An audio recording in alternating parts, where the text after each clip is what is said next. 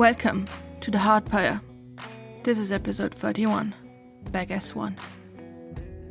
As a content warning, there will be fighting in this episode, which includes aggressive dog noises and some violence against dogs. But don't worry, the dog will be fine.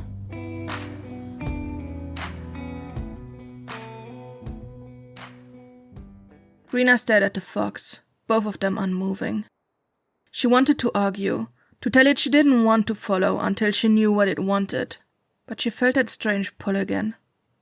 She stepped forward, involuntarily, then tensed her body so she wouldn't walk any further. Logan came to stand next to her, his body swaying lightly. Rena, I don't think I like your fox very much. Something feels wrong. I know. Almost like when Silac did his trick. Rena grabbed his arm to make sure he wouldn't run ahead and leave her behind, but her grasp soon loosened. The fox's pull felt warm, safe, as if nothing bad would happen if they followed it. Last time, the fox had brought her exactly where she needed to go, even if it had been through strange means. Who knows when they would have found Kalani if it hadn't been for the fox? Captain Silac had been right there when Kalani had walked onto the street. If Rena hadn't called her over, would he have noticed her? Would he have captured her a second time? How could she mistrust the fox if it had helped her so often? Rena stepped forward, her gaze always fixed on the fox's glowing eyes. Please bring me to Kalani again. The fox slowly stood up and turned around. For once it didn't dash away, but simply jumped off its stone and walked away at a pace Rena could easily follow. You think it knows where to go? Yeah. The fox led them through the dark, past one of the crumbling walls of the monastery, until they'd reached a crack in it. The wall had split right in the middle of Tavumorda's symbol, the same one they'd seen in Miller's Knee and Ocean's Throw. The symbol had clearly been carved into the wall a long time ago, as moss had formed in the grooves of the triangle. Back in the day, it must have been almost Rena's size, but now the lower triangle was missing and the dot in the middle was barely more than a speck. Fresher symbols had been carved all around it, much smaller and with much less precision, as if someone had carved it over and over by hand. The fox slipped through the crack and Logan right after, letting go of Rena as if he barely remembered she was there. Rena approached the crack, but then her body lurched back, the memories of the shrinking passage in Revim flooding back to her. She stared at the crack, at the darkness beyond it where the moon couldn't reach, and she could feel the walls closing in on her again, could feel her lungs struggling to breathe. Logan? Logan? The fox's warmth was still pulling at her, telling her to follow it through the crack, that nothing bad would happen to her, that Logan was safe on the other side and she should join him. So she closed her eyes and squeezed herself through the crack.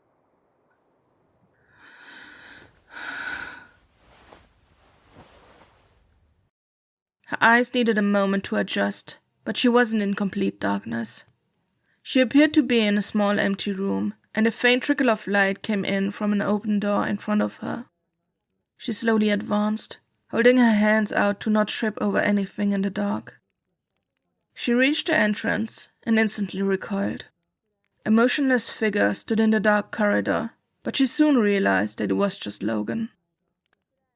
Where did the fox go?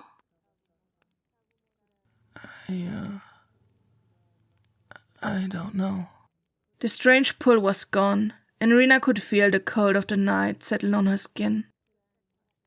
I really don't like this fox. It shouldn't be able to do that. Logan had a strange look of fear on his face, one Rena hadn't even seen on him after their encounter with Silac. Rena wrapped her arms tight around her chest, her eyes still wandering from side to side as if she hoped the fox would come back for them. They were in a sparsely decorated hallway that looked down upon an inner court. Rena carefully stepped forward and finally saw where the faint light had come from. At the other end of the monastery, where the building had been carved into the rock, was a giant bonfire. A shudder ran down her back as her muscles tensed up and her body automatically turned away from it. Logan stepped closer, and slowly Rena turned back to the inner court, glancing at the fire from the corner of her eye. There's definitely someone here. Can't really tell what they're doing, though. Are they chanting? The ritual. Something strange twisted in her belly, pulling at her heart and lungs, as her mind imagined the million things that could be happening near that bonfire, the million things the crow could be doing to her sister. She wanted to run to it, to make sure they weren't hurting Maya, to make sure she could save her sister before it was too late. The fox had warned them. Maybe this was truly it. She stepped to the side, but before she could walk away, Logan grabbed her arm. Let's be careful, okay?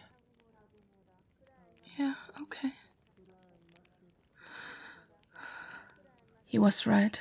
Rushing forward wouldn't help them at all. It might only put Maya in more danger. They walked down the corridor, careful that the steps didn't reverberate too much, but no one seemed to inhabit this part of the monastery. Rena wasn't sure why that was. She'd expected there to be more people after all they'd gone through and after all they'd learned about the crow. She remembered the tracks she'd seen the oceans throw before stumbling upon the fire, how she thought an army had ridden through their region. All this time she'd assumed the crow to be massive, that even if only parts of them were staying in this monastery, there would at least be 100 people, but she couldn't feel the presence of any of them. She briefly considered that the people might simply be asleep, seeing as it was the middle of the night, but she quickly dismissed the thought. Most rooms they passed were empty, with no door in the door frames, and dust and lichen having taken over the stone floors. At least she couldn't fault the fox for having led them towards danger, but she was also starting to fear they'd reached the wrong hideout. She didn't want to entertain those thoughts, didn't want to consider that her sister had never been there. She had to cling on to the hope that they hadn't just wasted yet more time chasing after the wrong thing. They rounded the corner, following the corridor along the inner court. They were getting closer to the bonfire, and slowly Rena could feel its heat. She tried to understand what the people were chanting, but she wasn't sure that it was in any language she knew. In all likelihood, it was something in Morishim, the language of the bird figurine's inscription. On the other side of the monastery, in the dark shadows beyond the inner court, stood 3 figures. Rena froze, afraid they'd been spotted, but then a burst of relief flooded through her at the recognition. Kalani looked at her, and even though there were several meters between them, Rena could still see how Kalani's eyes grew wide in shock, which quickly turned to anger. Rena tried to smile at her, but it was a pitiful one. She's going to rip our heads off when she gets to us. She will understand. To either side of Kalani stood Asha and Finn, both with looks of confusion, although Asha looked angrier. Kalani gestured to the side, her movement quick and harsh, and Rena understood that she wanted them to meet up somewhere safer. If she understood the monastery's layout correctly, the corridor wrapped around the inner court so that it would be easy for the 2 groups to meet in the middle. At least we know they're safe and sound, right? Logan winked at her and put a hand on her shoulder to guide her back the way they'd come from. He was right. They looked unhurt, and that was the most important at that moment. She sighed, something deep inside her unwinding. Even if she still didn't understand what the crow was doing or what the fox wanted from her, at least she didn't have to worry about her companions anymore. They found their way back, crouching and sneaking until they found themselves in front of the empty room the fox had led them through, with an angry Kalani hurrying towards them from the other side. What are you doing here? Logan stepped back and pointed towards Rena, and she couldn't believe he would rat her out that easily. I was worried. I felt like I was suffocating just waiting in that room. Asha came up to Kalani's left. Logan, you didn't try to stop her? I couldn't have, even if I tried to. She'd have left with or without me. I really don't understand what got into you, Rena.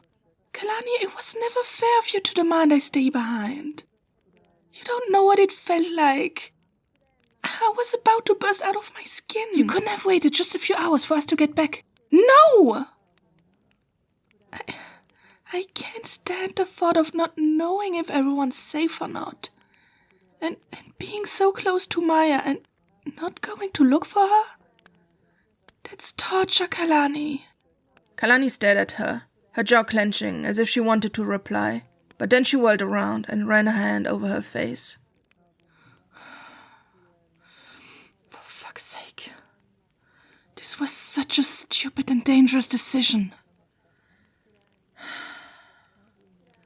But I get why you did it. Finn stood to Kalani's other side, the only one of the three where concern had replaced his confusion. How's your injury, Logan? I thought we'd agreed you should rest. A look of surprise washed over Logan, quickly replaced with a bold grin. Didn't expect you to worry about me. But I'm fine. There's really nothing to worry about. You were complaining the whole way here. Then maybe you shouldn't have dragged an injured man along with you. I'm sorry, Kalani. I'm doing fine. There's really nothing to worry about. You better be. I'm not dragging your unconscious ass back to safety a second time. Getting you back to Halvin was another pain in my ass. Yeah. Kalani looked around, a look of concern on her face. Where's Roderick? Still in Paimeri. At least one of you morons with some sense. He was out with Vincent when we left. But we wrote him a note. Logan grimaced apologetically, and Kalani ran her hand over her exhausted face. Of course you did. Have you found my sister? No, but that's not what we came here for. I told you we can't save her tonight. We need to know what awaits us first. I know. I just thought you might have seen her, and there really doesn't seem to be that much going on here anyway. Kalani sighed and looked away, her gaze fixed on the bonfire at the other end of the inner court. There really isn't. Isn't that strange? I always thought there would be more of them. Michael did mention there was more than one base. Did you find anything out? Not yet. It took us a while to find the place. Yeah, us too. I have to be honest. I also expected there to be more people here. But that's good though, right? If we're here to save Maya. If she is here. You don't think she is? I don't know. But I hope she is. So we should probably go look for her then, right? Just so we don't waste our time coming back a second time. Please. We should.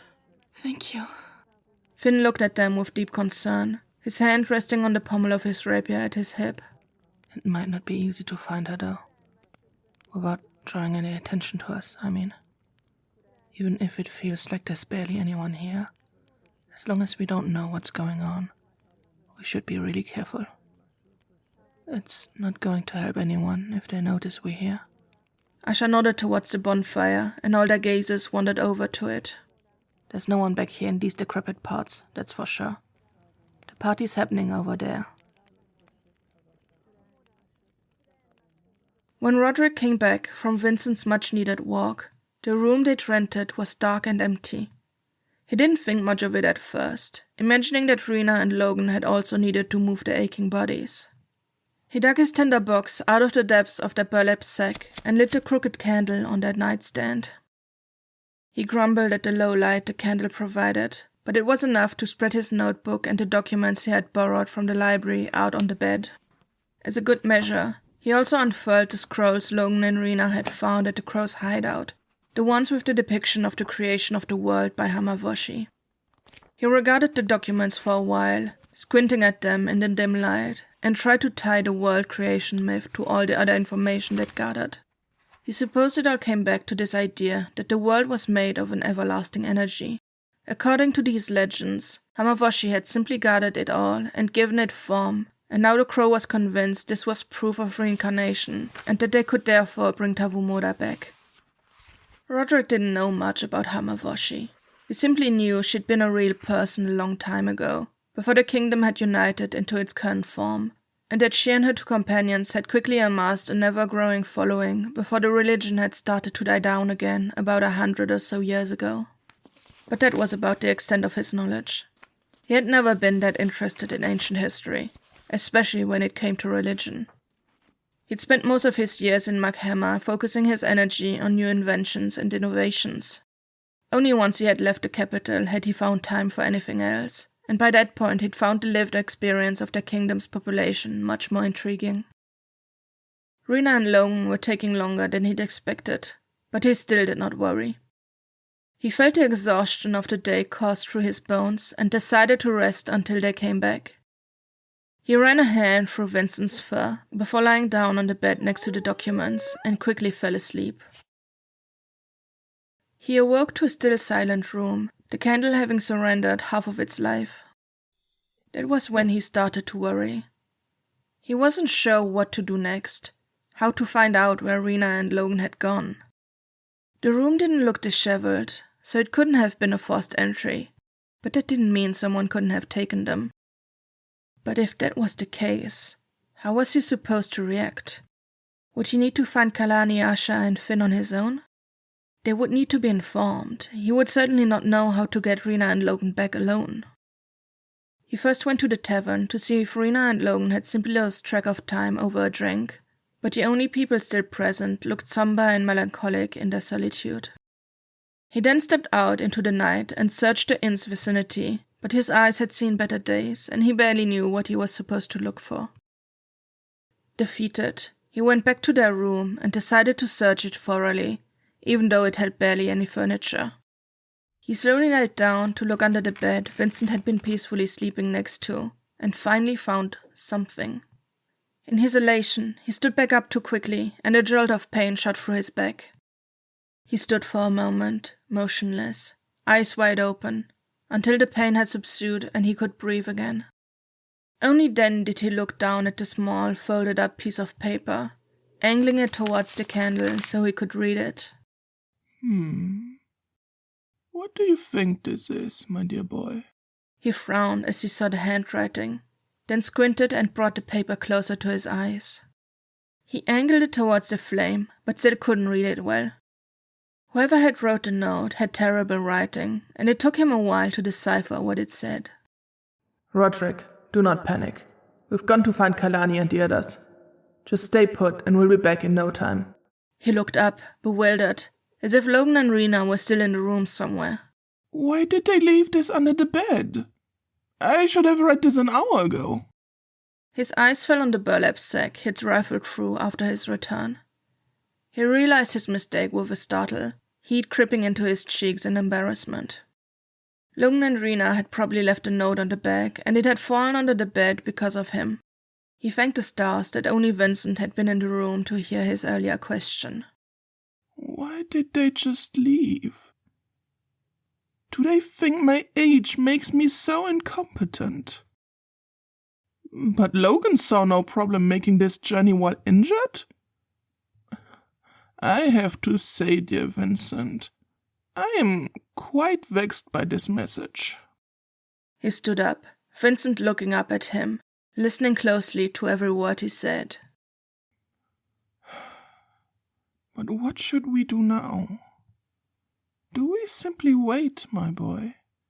I'm not sure if going out to search for them would be smart, especially as I have no idea where they went or even when they left. I'm afraid I would just get lost in the dark. But waiting doesn't feel right either. This is a complicated situation, isn't it, my boy? What's that? Roderick walked over to the window. A group of 4 riders had arrived at the inn and were dismounting from their horses. One of them fell into the mud, but instead of rushing to help him, the other 3 simply ignored the rider's plight as they led their horses to the small shed next to the inn. The fallen rider pushed themselves up with some difficulty and followed the rest of the group before they all came back towards the inn. As the group got closer, the dim light of the lantern finally hit their faces, and Roderick recoiled. Oh, stars, please no. How had Silac already found them? The one who had fallen off the horse had to be Michael. There was one guard with them that Roderick didn't recognize, and a woman in immaculate rider's garb that he didn't recognize either, but that, even in the dim light, bore a terrible resemblance to Finn. Roderick turned in circles, not sure what to do. He had to warn the others, but how? He didn't even know where they'd gone. How was he supposed to find them?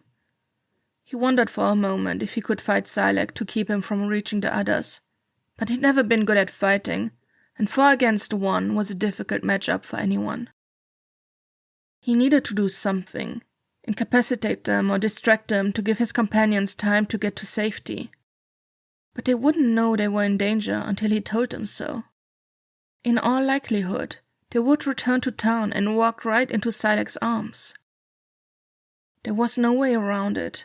He'd need to find them somehow, and hopefully before Silac did. He breathed in deeply, trying to steel himself, then slowly opened the door. He peeked out into the hallway, and when he saw no one, he slipped out of the room. Quietly, boy.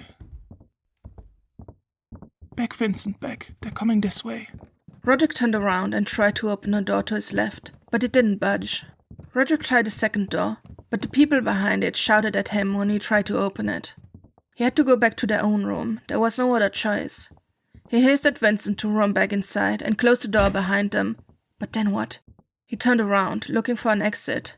His eyes landed on the window, but he knew without trying that he wouldn't fit through.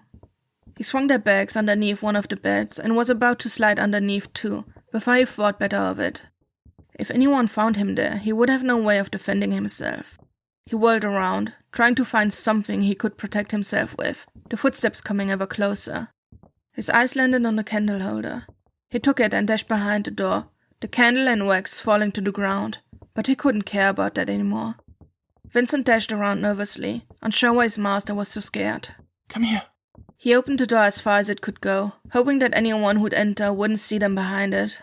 He stood as straight as possible as the footsteps came closer, pressing his back to the wall, the door only a few centimeters from his face. 3 people stepped into the room. Silac, Michael, and the woman Roderick suspected was Finn's sister. They're not here. I told you they'd probably already headed up the hills. Roderick could only see them from the corner of his eye, but that was enough to see that Silac was not doing well. He wiped a trickle of blood from his nose, his breathing labored. Don't you fucking patronize me. You're the idiot who lost my brother. You better fucking find him again if you want to keep your head on your shoulders. Yes, Captain Sanaret. And don't you try your stupid little trick on me again. It might work on morons, but not on me.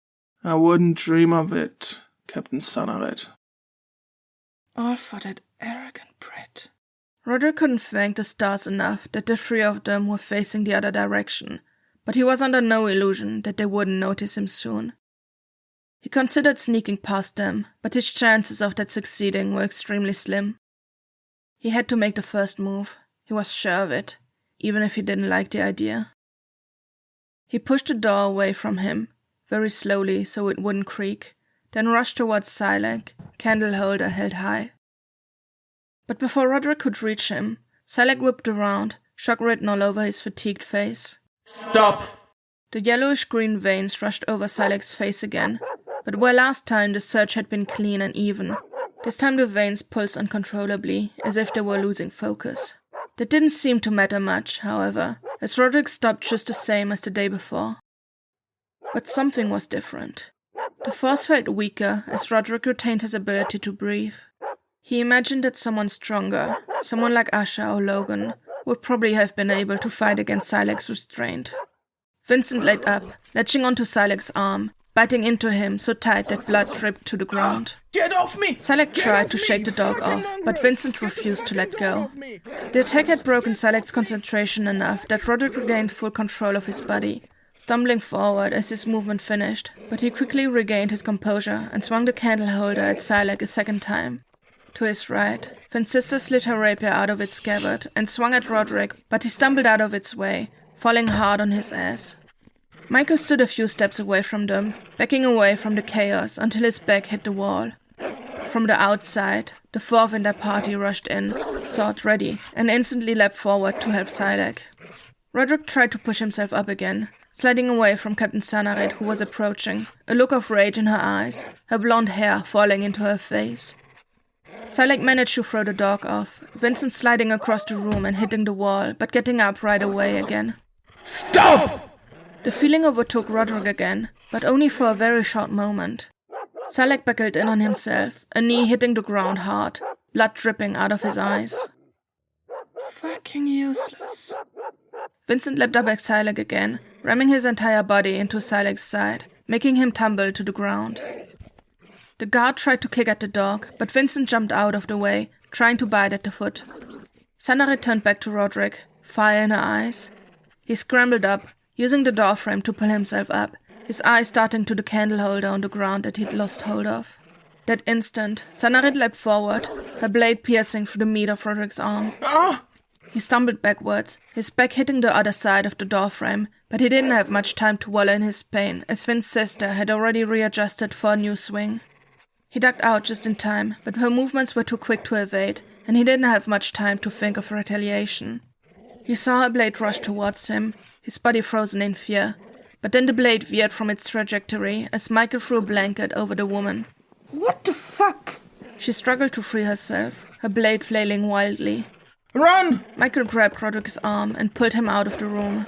Vincent! With 3 quick jumps, Vincent was out of the guard's reach and was following Roderick and Michael down the hallway. We need to get to the horses. Please tell me you know how to ride. Yes, of course. Michael led them through the tavern, where a catatonic innkeeper stood behind the bar, eyes unfocused, barely aware that Michael and Roderick were rushing past them. Michael didn't waste any time and brought them right to the still-saddled horses. They made quick work of the knots holding all 4 horses to the bar. Then Michael shooed 2 of them away, keeping the other 2 for themselves. Follow me!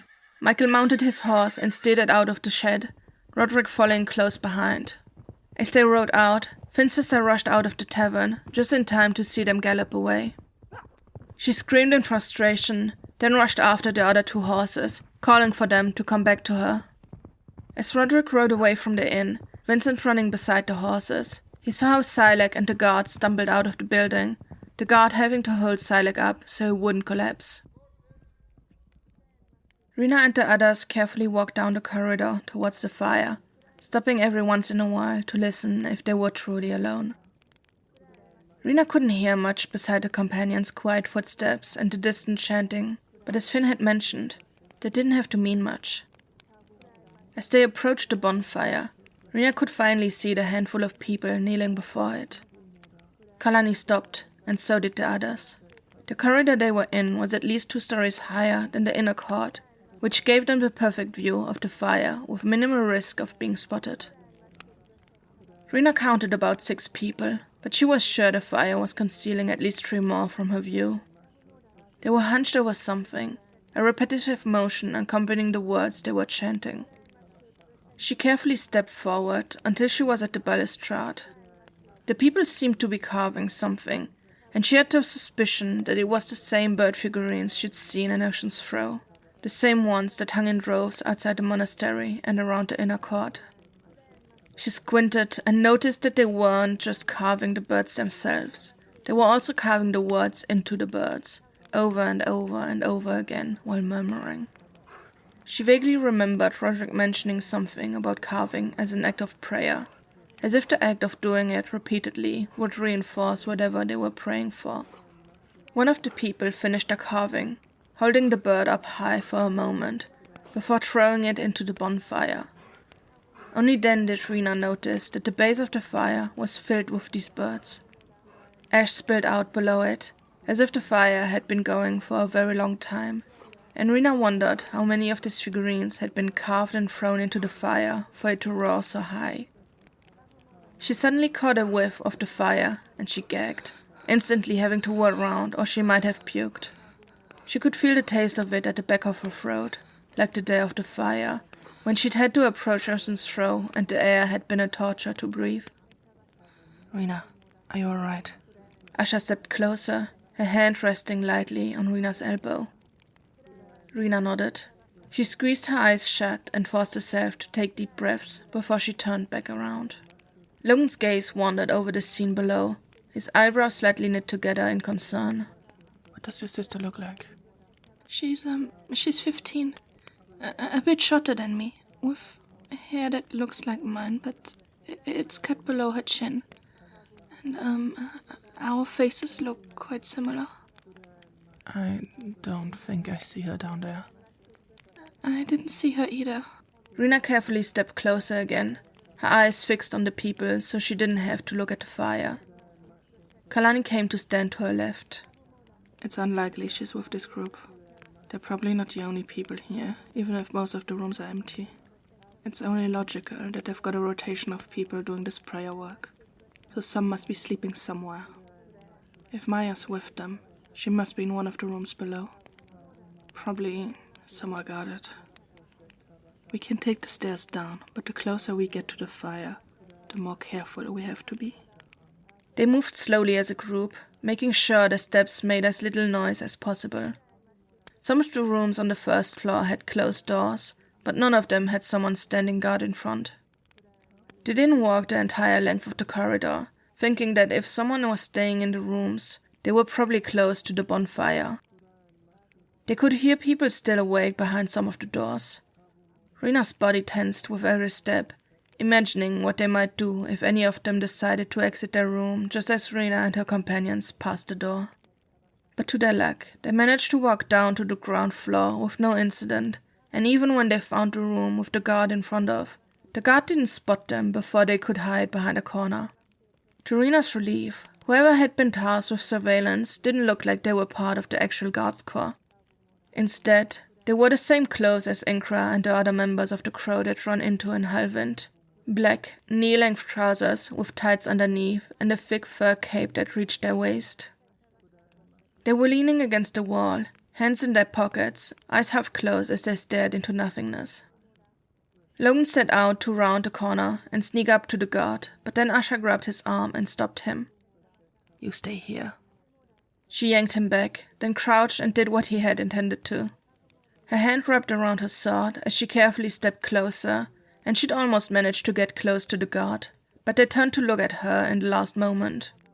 The acolyte was about to cry out when Asha's arm whipped up and she hit them square in the face with the pommel of her sword, the alarm the guard was about to raise dying in their throat. Asha didn't give them any time to recover as she whipped around to the other side and hit them in the back of the head. The acolyte fell forward, their body going limp, but Asha caught them and carefully lowered them to the ground. I could have done that so much cleaner. The group advanced to join Asha, but Rena instantly rushed to the door, leaning her ear against it, but she couldn't hear much beside the chanting from the inner court. I really hope Maya's here. Rena looked down to look through the keyhole. The room beyond wasn't fully dark, as a light glow, probably from a candle, illuminated it. But all Rena could see beyond the keyhole was the stone wall and the edge of a bed. She stood back up and carefully laid a hand on the door handle, the other hand on the space between door and frame, and pushed down as slowly as she could.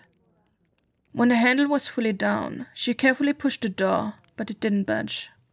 She sighed and turned around to her companions, shaking her head in disappointment. Asha knelt down beside the unconscious guard to rifle through their pockets. It didn't take her long to locate the key, which she then threw to Rena, who caught it between both hands. If Rena was lucky, her sister was right behind that door. She breathed in deeply and turned around, sliding the key into the lock as quietly as she could. She turned it, wincing at the noise the bolt made as it unlatched. She pushed the handle down carefully again, and this time the door opened. She'd never opened the door so slowly before, but she desperately wanted to avoid it creaking. She could feel everyone's eyes on her, how all of them held their breaths. Rena's heart was hammering wildly in her chest as the door opened wide enough for her to see inside, but it soon dropped again. She frowned, a deep confusion settling over her. In the bed to her right lay a person that was not Maya, their breaths heavy and labored. The light that illuminated the room that Rena thought must have been a candle emanated from the person, which Rena's mind didn't want to comprehend. Something glowed underneath the person's clothes, as if there was fire underneath their skin, but none of that made sense to Rena. She stepped into the room as if in a daze, transfixed by the person in front of her. Her companion slowly spilled into the room after her, staring at the glowing person who didn't seem conscious enough to have noticed their entry. Rena? Is that really you? Rena whipped around to the small figure cowering in the corner of the room.